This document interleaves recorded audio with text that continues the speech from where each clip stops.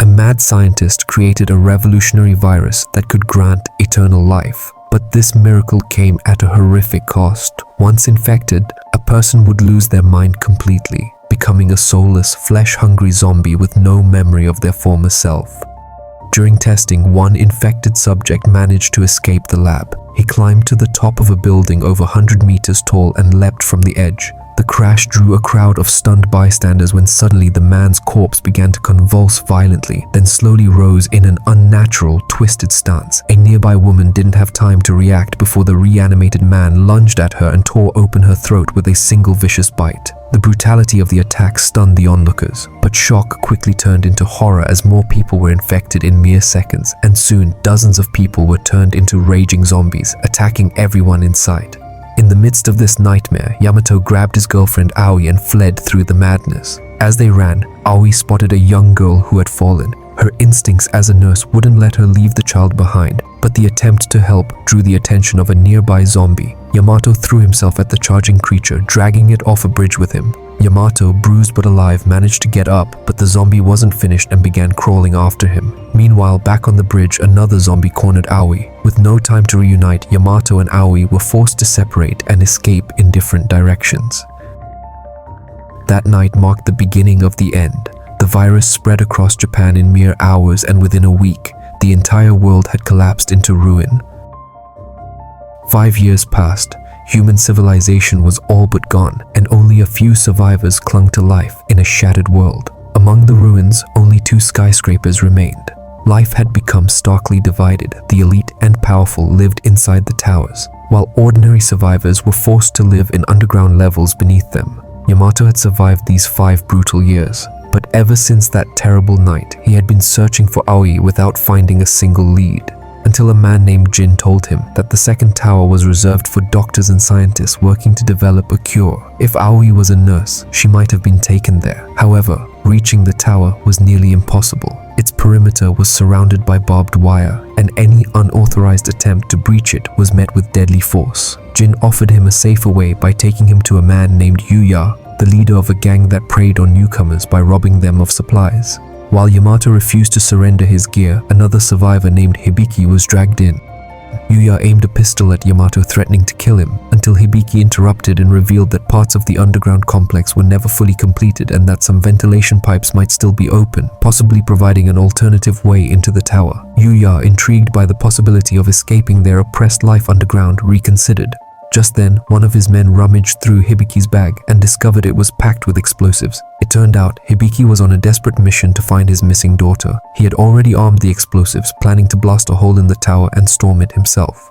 Yuya, seizing the moment, decided to lead an assault and seize control of the tower. Inside, guards rushed to the scene, sealing the breach and deploying flamethrowers to hold off the infected. They then began dumping the bodies of fallen zombies into a deep pit.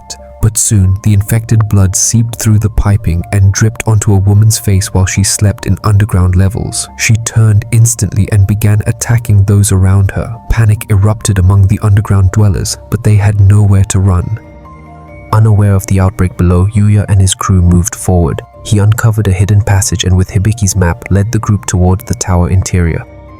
But just as they entered, tower guards spotted them. Yuya shot one, but there were too many. The group had to retreat and hide near a stairwell. When the guards closed in, they launched a surprise ambush and managed to defeat them after a bloody fight. But their moment of relief didn't last as they saw a swarm of zombies charging toward them. With no choice, the group braced for another brutal battle, though they knew they were hopelessly outnumbered. As the group rushed toward the exit, they were immediately surrounded by guards. Thinking fast, Hibiki grabbed Yuya's gun, smashed one of the nearby windows, then leapt to break the glass on the other 2 sides. A violent windstorm outside nearly swept all the guards away, but the group managed to grab onto heavy objects just in time to avoid being hurled into the void.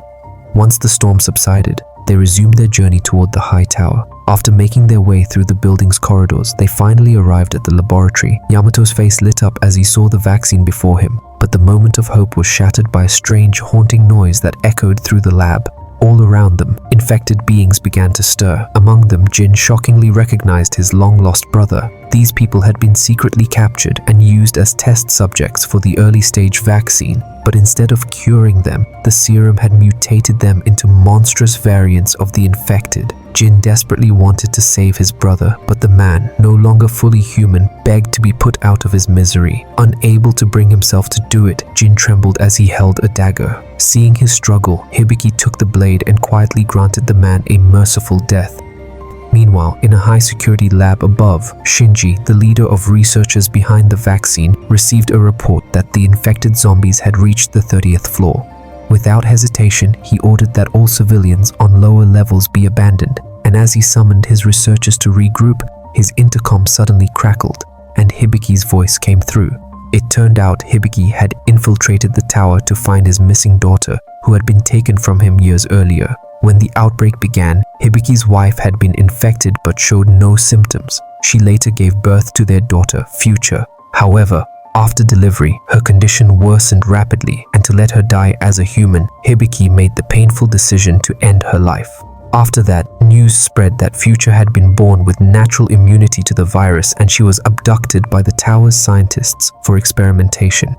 Now aware of Hibiki's real mission, Shinji made a ruthless offer. Anyone who captured Hibiki would be rewarded with the successfully completed vaccine.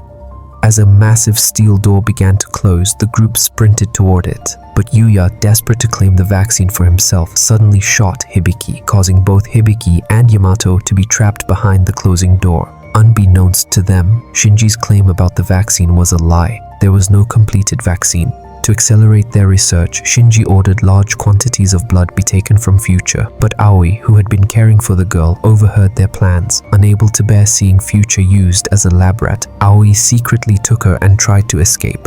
Unfortunately, as they reached the lower floors, the infected had already breached the tower.